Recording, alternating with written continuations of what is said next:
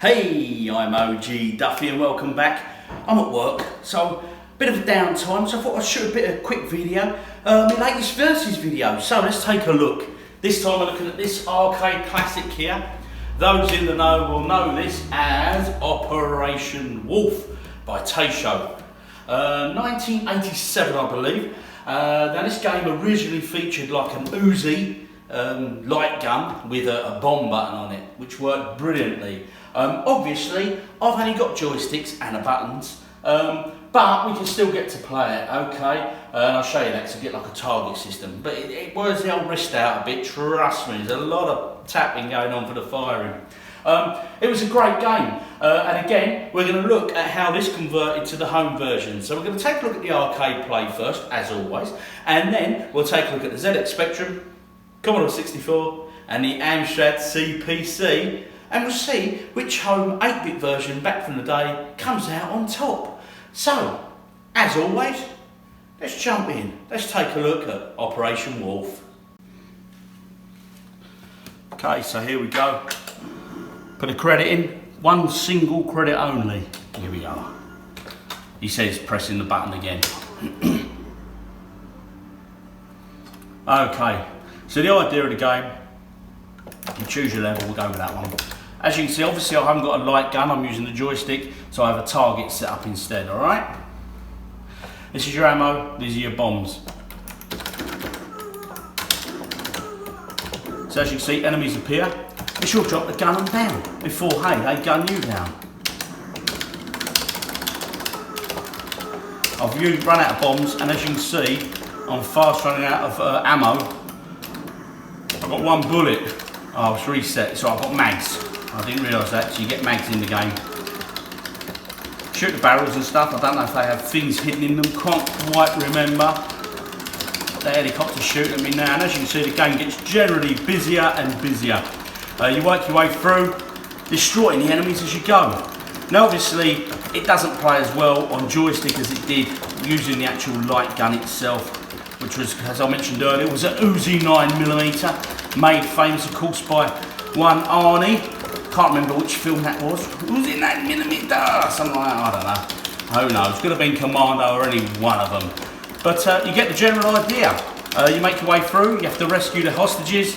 I think this first level you're there to break the enemy command lines or some other nonsense. But it was a good game for its time. People really liked the cabinet and the gun on it, and had like a little button on the side that you could use to fire your missiles. So there you go. So there we go. I'm not going to take a look at the next levels now, but we're going to go look at the home versions. So let's see how they do. We'll look at the second look at Commodore 64 first this time. Here we go. Okay, well this is it. This is the Commodore 64 version. As you can see, starts off similar to the arcade in the way that you click the first level. Now as you can see, very bright. Graphically, not too bad at all here. The flows very well. Nice bit of scrolling there, neat scrolling. One down point I found on this, if I get a negative going, it was the it just didn't seem as precise as some of the other versions when I was shooting. But you know, overall, not too bad. Slight difference here. If you look in the right hand panel, the arcade would tell you how many sort of enemies you've killed, how many tanks there were to come, how many helicopters and all that sort of stuff. The C64 conversion didn't include that.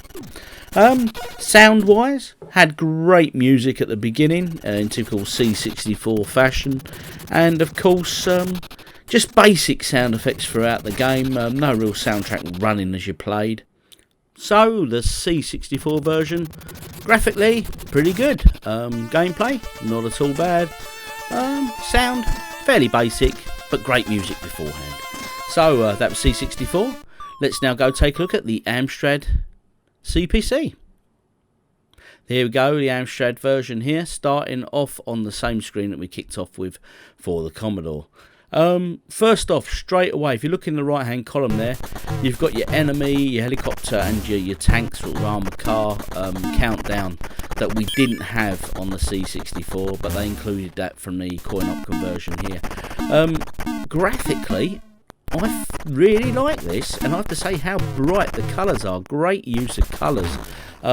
Sound, fairly similar to the C64 version, I felt. And it plays very, very nicely. I found the aim on this was slightly more accurate. And I thoroughly enjoyed the way the graphics looked. It was a good looking game for the Amstrad. So a great effort here by the Amstrad. Very pleased with this. And quite a busy game, this one. There's a lot of enemies going on the screen at any one time. I mean, lots of helicopters and all that sort of stuff. So quite a busy game. And very playable. So this is the Amstrad CPC version. And right at the end, what I'm going to do in this versus video, which I don't normally do, I'm going to put all three of them playing together at the same time so we can look at them all next to each other and see how they compare that way as well. So anyway, that was the Amstrad version, and coming up last, before my verdict of course, we will now be taking a look at the Sinclair ZX Spectrum version.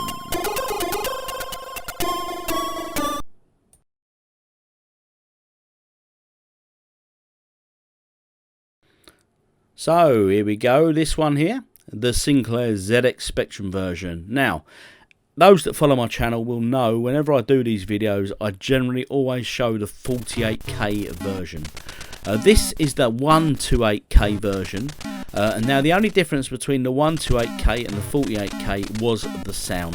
That is all. Graphically, the scrolling and everything else was exactly the same on the 48K as it was to the 128. So, look at this now. Now, alright, yeah, it's monochrome, so it lacks colour, but hey, this is the Spectrum, you'd expect that. But graphically, I was well impressed on how sharp these images actually were. And for the monochrome effect, I have to say, they've done a bloody good job here. I mean, this is pretty good going, you know.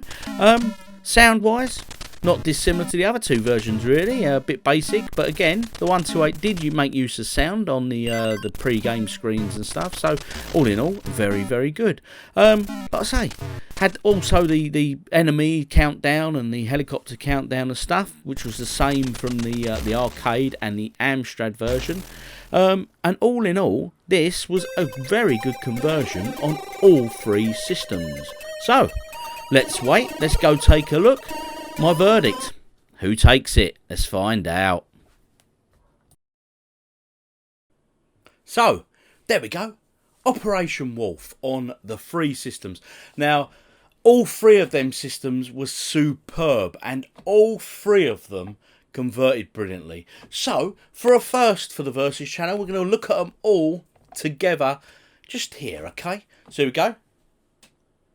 Commodore 64, Amstrad CPC, and the ZX Spectrum. Here they all are, running together.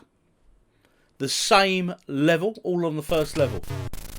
Now, as you can see, right, Commodore 64, great job. Had the countdown and stuff in a different position to the arcade, which is minuscule, it's minor. Graphically, pretty good, nice and colourful. Sound, Commodore 64 music at the beginning and stuff was good. Just basic general game sound effects throughout the game. Amstrad version. Brilliant. Really impressed with this. I thought graphically and the colours really struck me on this. And of course, and then the ZX Spectrum. Graphically, this was awesome. I know it's the 128K version, and I used that to give a bit of sound going on while we were looking at it. But for that reason only. And that was the only difference between the 128 and the 48K, was just the sound, okay? So, they're the three versions, running side by side as we can see there. So, time for the verdict. Okay. Brilliant. All three versions really, really good, okay? But, for the first time ever, I'm giving this to an Amstrad CPC. It was a brilliant version. I was really impressed with this. The colours, everything. It just worked brilliantly. C64 and the Specky version in particular, really sharp, amazing graphics. But I'm giving it to the Amstrad, you know. Very impressed. This was quite refreshing for me. I've not done this before. So, thanks for watching, folks. Big shout out to Amstrad this week, so well done. Now, if you don't already do so, please do hit that subscribe button. I really appreciate you guys subscribing to the channel. And if you agree with me or disagree with me, don't hate on the video. I tell you every week, but do let me know in the comments why or why I'm wrong. Just tell me. If you think I'm wrong, tell me why. Also, very importantly, if you've got any suggestions for future videos, please do let me know. Put them in the comments. They're great to hear. And finally, bit of a shout out here.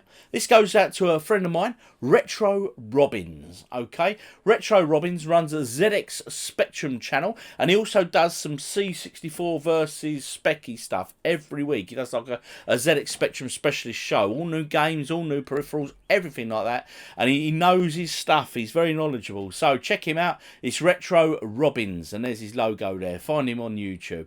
Anyway, I'd like to say thank you for watching. I'd like to wish you all very, very well, as per always. And it's a cheers from me. And catch you next week, folks. Good health. If you watch the video and you like what you see, don't forget to subscribe for more great videos. Thanks for watching.